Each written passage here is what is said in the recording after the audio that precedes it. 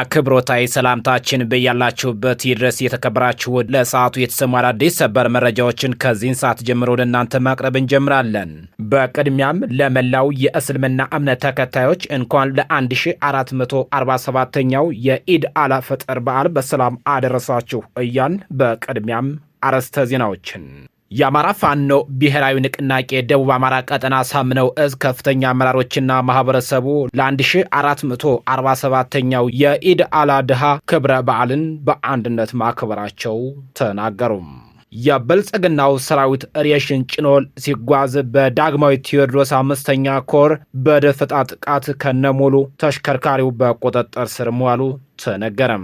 ዛሬም ከትላንቱ ስህተቱ መማር ያልቻለው ለፖለቲካ ጥያቄዎች ፖለቲካዊ መፍትሄ ከመስጠት ይልቅ ጦርነትንና ንጹሐኖችን ማሰርና ማንገላታት ብቸኛው መፍትሄ አድርጎ የቀጠለው የብልጽግናው አገዛዝ እጅግ ኢሰብአዊ ድርጊቶችን እየፈጸመ እንደሚገኝ ተገለጸም። የአቶ ታዬ ደንዳ የፍርድ ውሳኔ ወደ ከ7 ዓመት ቅጣት ተቀንሶ በ4 ዓመት እስራት እንዲፈረድ መደረጉ ተነገረም። ከ7 ዓመት ከ2 ወር ወደ 4 ዓመት ቅጣቱ እንደወረደለትም ጠበቃቸው ገልጸዋል። ዝርዝሩን ታደምጡታላችሁ። እነዚህንና ሌሎችን መረጃዎች ለሰዓቱ አዘጋጅተንላችኋል። የተከበራችሁ ውድ የቻናላችን ቤተሰቦች ቻናሉን ሰብስክራይብ፣ ቪዲዮ ላይክ፣ ሼር፣ ኮሜንት በመስጠት አብራችሁ እንድትሆኑ እየጋበዝኩኝ አሁን በቀጥታ ወደ ዝርዝር መረጃዎቻችን አለፍን። አብረን እንቆይም። ለመላው የእስልምና እምነት ተከታዮች እንኳን ለ1447ኛው የኢድ አል ፈጥር በዓል በሰላም አደረሳችሁ እያን የአማራ ፋኖ ብሔራዊ ንቅናቄ ለመላው ኢትዮጵያ ሙስሊሞች እንኳን ለኢድ በዓል በሰላም አደረሳችሁ ይላል። በተለይም ስለ ህዝባችን ነጻነት ስትሉ ለነፍሳችሁ ሳትሳሱ በዱር በገደሉ እየተዋደቃችሁ ከምትከፍሉት መራር ዋጋ ጎን ለጎን ይህንን ታላቁን ረመዳን ወር በጾምና በጸሎት ያሰለፋችሁ የአማራ ፋኖ ብሔራዊ ንቅናቄ አመራሮችና አባላት እንዲሁም ደጋፊዎቻችን ከፈጣሪ ዘንድ እዝነትና በረከት ለሚታደልበት የኢድ አል ፈጥር በዓል እንኳን አደረሳችሁ ይላል። የአማራ ህዝብ ላለፉት በርካታ አስርተ ዓመታት ከደረሰበትና አሁንም እየተፈጸመበት ባለው መንግስት መር የጅምላ እልቂትና ጭፍጨፋ እንዲሁም የሀብትና ንብረት ውድመት ውስጥ የእስልምና ሃይማኖት ተከታይ ወገናችን ከፊት ተሰልፎ ነው። ወገኖቻችን በክልል ውስጥና ከክልል ውጭ አማራ ጠል እሳቤ በገነቡ ቡድኖችና የጸረ አማራነት ትርክትን ስጋ አልብሶ በሚንቀሳቀሰው አገዛዝ በሚፈጸምባቸው ጭፍጨፋ በርካቶች ህይወታቸውን ተቀጥፈዋል። ሀብትና ንብረታቸው ወድሞ ለከባድ ማህበራዊ ምስቅልቅል ተዳርገዋል። በዚህ ጸረ አማራ እሳቤ በሚመራው ስርዓት የሚፈጽመው ሁሉን አቀፍ ጥቃት ተባብሶ በመቀጠሉ ዛሬም በሞት አፋፍ የሚገኙ ወገኖቻችን እልፍ ናቸው። በመቶ ሺዎች የሚቆጠሩ የአማራ ተወላጆች ከተፈጸመባቸው ጭፍጨፋ እንደ ድል ተርፈው ሀብትና ንብረታቸው ወድሞ ከቀያቸው ተፈናቅለው በመጠለያ ጣቢያዎች ውስጥ በረሃብ ባለንጋ እየተገረፉ ከሞት ያልተናነሰ ኑሮን እያሳለፉ ይገኛሉ። ወገኖችን በዚህ መከራ ውስጥ ሆኖ ታላቁን የረመዳን ወር በጾምና በዱዓ በማሳለፍ የጽናት ተምሳሌትነቱን እያሳዩ ነው።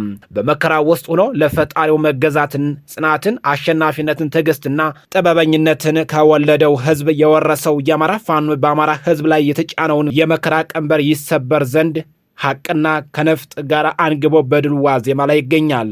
የአማራ ፋኖ እያደረገ ባለው ትግል ሞታቸውን በመጠባበቅ ላይ የሚገኙ ወገኖቻችን ታድጎ ህልውናቸውን ማስከበር ለተፈጸመው እልቂትና በደል ፍትህን ማስፈን እንዲሁም ወገኖቻችን በገንዛ አገራቸው በነጻነት ተንቀሳቅሰው ሀብትና ንብረት ማፍራት የሚችሉበትን ስርዓት ማንበር የትግላችን ቀዳሚ ዓላማና ከምንም በላይ ቅድሚያ የምንሰጠው ግባችን ነው። ለዚህ ታላቅ ዓላማ ስኬት ህዝባችን በተለይም ህዝበ ሙስሊሙ ትግሉን በባለቤትነት ከመምራት ከመታገል ጀምሮ ስንቅና ትጥቅ በማቅረብ የሐሳብና የመረጃ እገዛ በማድረግ እንዲሁም በዱዓ በመረዳት ረገድ ከፍተኛ ሚና እየተጫወተም ይገኛል። ቅዱስ ቁርአን እናንተ ያመናችሁት ሆይ በትዕግስትና በሶላት ታገዙ፣ አላህ በእርግጥ ከታጋሾቹ ጋር ነውና። በእርግጥም ሐቅን ከነፍጥ ጋር ያንገበገበው ህልውና ትግላችን በሙስሊም ማህበረሰብ ንቁ ተሳትፎ ዛሬ በድል አጥቢያ ላይ ደርሷል። ነገ የህልውና ትግላችን በነጻነታችን ሲረገጥ በዓሉን በሚመጥን ሁኔታ በአደባባዮቹ እስከምናስከብር በዚህ መከራ ውስጥ ናቸው እያከበራችሁ ያላችሁ ህዝባችንና ሰራዊታችን ድርጅታችን የአማራ ፋኖ ብሔራዊ ንቅናቄ መልካም በዓል እንዲሆንላችሁ ይመኛል ሲል የአማራ ፋኖ ብሔራዊ ንቅናቄ ባወጣው መግለጫ አስታውቋል። በተመሳሳይ የአማራ ፋኖ ብሔራዊ ንቅናቄ ደቡብ አማራ ቀጠና ሳምነው እዝ ከፍተኛ አመራሮችና ማህበረሰቡ 1447ኛው የኢድ አል ፈጥር በዓልን በአንድነት አከበሩ። የአማራ ፋኖ ብሔራዊ ንቅናቄ የደቡብ አማራ ቀጠና የሳምነው እዝ 1447ኛው የኢድ አድሃ አረፋ በዓልን በአጼ ዘርዓ ያዕቆብ አንደኛ ኮርስ በሚገኙ ቀጠናዎች ከነዋሪው ሙስሊሙ ማህበረሰብ ጋር በደመቀ ሁኔታ አክብረዋል። በበዓሉ ላይ ያሳምነው እዝ ዋና ሰብሳቢ አርበኛ ኢንጂነር ደሳለኝ ሲያስብ ሸዋና ምክትል መሪው አርበኛ ኢሳያስ ደመቀ ጨምሮ የኮርና የክፍለ ጦር ከፍተኛ አመራሮች ተገኝተዋል። በዓሉ የአማራ ህዝብ የቆየ ሃይማኖት መከባበርና የጽናት መገለጫ በሆነ መልኩ ተከናውኗል። ወደ ሌላው መረጃችን ስናልፍ ዳግማዊ ቴዎድሮስ እዝ 5ኛ ኮር ሬሽን ጭኖ ሲጓዝ በነበረ ጠላት ላይ እርምጃ ወሰደ። የአማራ ፋኖ ብሔራዊ ንቅናቄ አፋብን ሰሜን አማራ ቀጠና በላይ ዘለቀ እዝ ዳግማዊ ቴዎድሮስ 5ኛ ኮር መጋቢት 11 ቀን 2018 ዓ.ም በጠዋቱ ከማክሰኝን ከተማ ወደ ዶግማ ከተማ ሬሽን ጭኖ በሁለት ዙ 23 እና በዲሽቃ ታጅቦ ለማለፍ ሲሞክር ልዩ ቦታው ደጎላና ዶንዛዝ ቀበሌ ላይ በጎንደሬ በጋሻው ክፍለ ጦር ቴዎድሮስ እና ጎንደሬ ብርጌድ እንዲሁም በጥቁር አንበሳ ክፍለ ጦር በኩል ደግሞ ድልበር ብርጌድ የተውጣጡ አባላት በተሳተፉበት አውደ ውጊያም ያገዛዙ ብልጽግናው ሰራዊት ከፍተኛ ምት ደርሶበታል። በአውደ ውጊያው ተጨማሪ 3 ዙ 23 የተሳተፈ ቢሆንም ከሞት ሳይተርፍ 17 ያገዛዙ አባላት ላይ መለሱ ሲሸኙም 12 በላይ የሚሆኑት ደግሞ ቁስለኛ ሆነዋል። ያለ ስራው ክብሩን አውርዶ ምርጫን አስፈጽማለሁ ብሎ ከአምባ ጊዮርጊስ ከተማ ወደ ኮስዬ ቀበሌ ምርጫ ለማስፈጸም የሞከረው ያገዛዙ ተላላኪ ጥምር ኃይል በጎንደሬ በጋሻው ክፍለ ጦር ቴዎድሮስ ብርጌድ አባላት ድንገተኛ ምት ገጥሞት 3 አባላቱን አስመት እንደ ምርጫ ቁሳቁስ ተሸክሞ ወደ መጣበት እየፈረጠጠ ተመልሷል። በአጠቃላይ የዛሬው እርምጃ ዳግማዊ ቴዎድሮስ 5ኛ ኮር በሚንቀሳቀስበት ቀጠና ህዝባችን በምርጫ ሰበብ የሚያጭበረብሩት የሚያወናብሩት የአገዛዙ ተላላኪ ላይ የማያዳግም እርምጃ እንደሚወስድም አስታውቋል። ወደ ሌላው መረጃችን ስናልፍ ፋሺስቱ የብልጽግናው አገዛዝ በንጹሐን ሰዎች ላይ እስርና እንግልት እየፈጸመም ይገኛል። ዛሬም ከትላንቱ ስህተቱ መማር ያልቻለው ለፖለቲካ ጥያቄዎች ፖለቲካዊ መፍትሄ ከመስጠት ይልቅ ጦርነትና ንጹሐንን ማሰርና ማንገላታትን ብቸኛው መፍትሄ አድርጎት የቀጠለው የብልጽግናው አገዛዝ እጅግ ኢሰብአዊ ድርጊቶችን እየፈጸመ እንደሚገኝ ተገለጸ። በወቅቱ ከፍተኛ እብሪት ውስጥና የተሳሳተ ግምገማ ውስጥ የነበሩት የብልጽግናው ከፍተኛ አመራሮችና የጦር አዛዦች በ15 ቀኑ ውስጥ አማራን አይደለም ትጥቁን ቀበቶውን አናስፈተዋለን ብሎ ፎክረው ቢገቡም በተገላቢጦሽ አማራው አይቶት የማያውቀውን የዘመናዊ ትጥቅ ባለቤት አድርገውት ማረፋቸው የአደባባይ ሀቅ መሆኑ ይታወቃል። በቡልጋ ቀጠና አገዛዙ በተደጋጋሚ ኔትወርክ በማጥፋትና በሌሊት ኦፕሬሽኖችን በማድረግ ከኪሳራ ውጭ ምንም አይነት ለውጥ ለማምጣት ያልቻለው የአብይ አህመድ ሰራዊትና ካድሬ ከመጋቢት 8 ቀን 2018 ዓ.ም ጀምሮ የቀጠለው በበረህት ወረዳ መተብላ ከተማ ላይ የፋኖ ቤተሰቦች ናችሁ በማለት ከፍተኛ ቁጥር ያላቸው አቅመ ደካሞች ሴቶችና ህጻናትን ለስርና ለእንግልት እየዳረገ እንደሚገኝ የውስጥ አርበኞቻችን መረጃውን አድርሰውናል። ንጹሐና ማሰርና ማንገላታት የአምባገነኖች መገለጫ ቢሆንም ውድቀትን ከማፋጠን በቀር የሚቀይረው አንዳች ለውጥ እንደሌለ ታሪኮች ምስክሮች ናቸው። በህዝባችን እየተፈጸመ ያለውን ግፍና በደል ትግላችንን በከፍተኛ ወኔና ተነሳሽነት እንድናስቀጥለው ከማድረግ በቀር የሚያስቆመንና አንገት የሚያስደፋን እንዳልሆነ በዚህ 3 ዓመት ውስጥ ያደረግነው ተጋድሎ ምስክር ነው። ለመላው የከተማችን ማህበረሰቦች በሙሉ ይህንን ጸረ አማራ እና ፋሽስታዊ ስርዓት ከስር መሰረቱ ነቅለን መጣል እስካልቻለ ድረስ የነጻነት አየር መተንፈስ እንደማይቻል እያያችሁት ስለሆነም ራሳችሁን ለዚህ ለተቀደሰውና ለማይቀረው የህልውና ትግል ትዘጋጁ ዘንድ ግድ ነው። ይህንን ለማድረግ ዝግጁ ሆኑ ህዝብ ትርፍ እንግልት እስርና ሞት መሆኑን የአማራ ህዝብ በዚህ 3 ዓመታቶች ውስጥ ያየውና የተረዳው ሀቅ ነው በማለት ከስም 5ኛ ኮር የቡልጋ ክፍለ ጦር ህዝብ ግንኙነት መረጃውን ይፋ አድርጓል። ወደ ሌላ መረጃችን ስናልፍ የማይቀረው የኢትዮጵያ ትንሣኤና ዘመኑ ያበቃለት አምባገነኑ ስርዓት ሰሞኑን በመካከለኛው ምስራቅ የተከሰተው የሰላም እጦት ምክንያት በማድረግ ኢትዮጵያን ከሁለት ጎራ ተከፋፍለው ሲከራከሩ እያየው በጣም እያስገረመን ይገኛል። ከምንም በላይ ደግሞ አብይ አህመድ ዩናይትድ አረብ ኤምሬትስ ከኢራን የሚሰነዘርበትን የሚሳይል ጥቃት አወገዘ የሚል ዜና ስንሰማም በእጅጉ አስገርሞናል። የራሷ አሮባት የሰው ታማስላለች የሚለው አባባል ምንኛ እውነት ነው። ከጫፍ እስከ ጫፍ ድረስ የኢትዮጵያ ሁኔታ አሁን አሳሳቢ እንደሆነ ሁላችሁም እናውቃለን። ሀገሪቱ በታሪክ እንደ አሁን አይነት ፈተና ገጥሟት አያውቅም። አስተዳደራዊ መዋቅር መበላሸቱ ሀገሪቱ በጦርነት እየታመሰች ሲሆን የኑሮ ውድነቱም ህዝቡን እያማረረው ይገኛል። በአሁኑ ሰዓት የኢትዮጵያ ህዝብ በማንኛው ሁኔታ ተስፋ ቆርጦም ይገኛል። የመካከለኛው ምስራቅ ጦርነት ለምን እንደተጀመረ አቅጣጫ ከማስቀመጤ በፊት ስለ ኢትዮጵያ መከራና ስለሚሆነው ነገር ልንገራችሁ ፈልጋለሁ። አመናችሁም አላመናችሁም ወደዳችሁም አልወደዳችሁም ሊሆን ያለው ይሆን ዘንድ ግድ ነው። ኢትዮጵያ በአሁኑ ሰዓት ፈተና ላይ ትገኛለች። ከዘመናት በፊት እናት አባቶቻችን ሲጠበቁት የነበረው ዘመን እነሆ አሁን ላይ መጽሐፍ ኪዳን፣ ፉካሬ ኢየሱስ፣ ራእየ ሲናዳ፣ ፌቅጦር፣ ድርሳነ ኡራኤል፣ ራኦ ሳቢል መጽሐፍ ሚስጥርና ትርጓሜ ወንጌልን ተመልከቱ።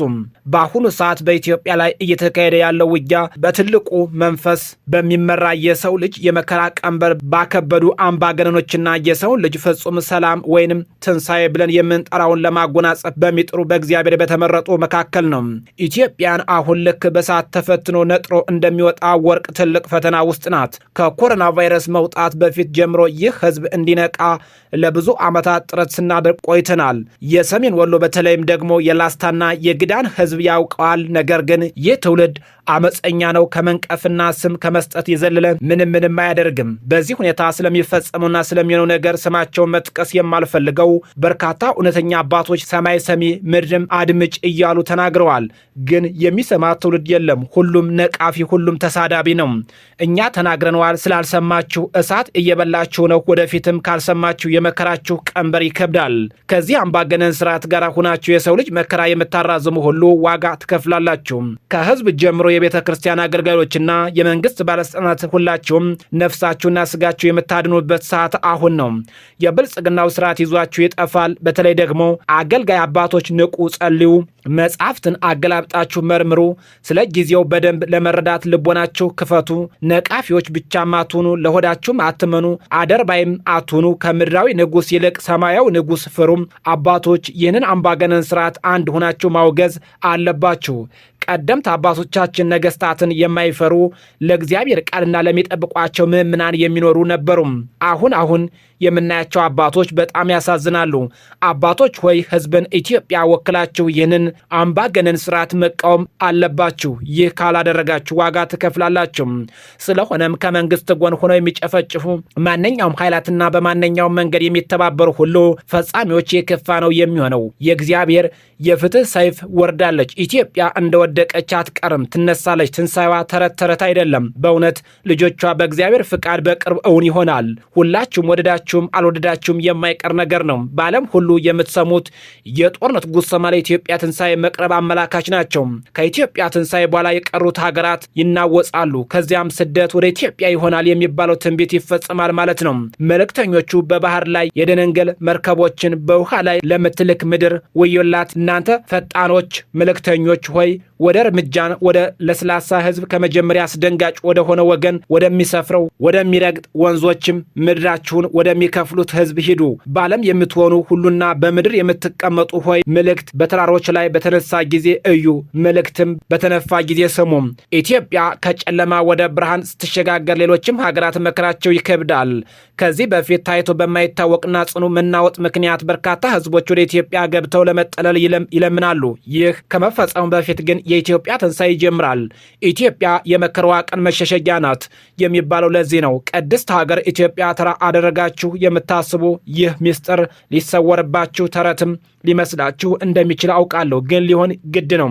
ስለዚህ የኢትዮጵያ ትንሣኤ ለማምጣት ሁላችሁም የበኩላችሁን ድርሻ መወጣት ይኖርብናል። ከንስሐ እንዲሁም ከጸሎት ጀምሮ ሀገርና ሃይማኖትን ለማስጠበቅ ከሚደረጉ ማንኛውም መልካም የሆኑ እንቅስቃሴዎች ልትሳተፉ ግድ ይለናል። ኢትዮጵያ ንቁ፣ ትንሣኤ የማይቀርም ግድ ነው። ኢትዮጵያም ታሸንፋለች ሲሉም ቆሞስ አባ ጳውሊ ከግንባር ይፋ አድርገዋል።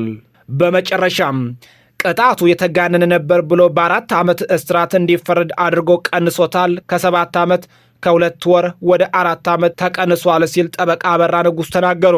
የፌዴራል ከፍተኛ ፍርድ ቤት አቶ ታዬ ደንዳ ላይ ወስኖት የነበረውን የ7 ዓመት ከ2 ወር እስራት ወደ 4 ዓመት ዝቅ ማድረጉን የፍርደኛው ጠበቃ ዛሬ ምሽት ለቲክቫህ ኢትዮጵያ ገልጸዋል። ጠበቃቸው አበራ ንጉሱ መጋቢት 10 ቀን ችሎት ውሎ እንደነበር ገልጸው 2-3 በቀዳሚነት ያስቀመጥናቸው ይግባኝ ቅሬታ ሳይቀበልን አልፎ ቅጣቱ የተጋነነ ነበር ብሎ በ4 ዓመት እስራት እንዲፈረድ አድርጎ ቀንሶታል። ከ7 ዓመት ከ2 ወር ወደ 4 ዓመት ብለዋል።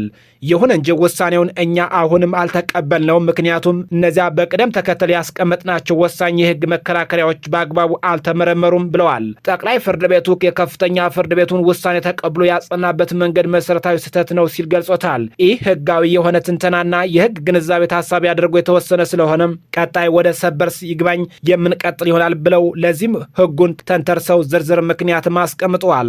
በአቶ ታዬና ተመሳሳይ የወንጀል ድርጊቶች ተፈጽመዋል ተብለው 1 ክላሽና 60 ቀልሃ ይዘው የተገኙ ሲሆን ከ7 ወር በላይ ተቀጥተው አያውቁም ሲሉ ጠቅሰዋል።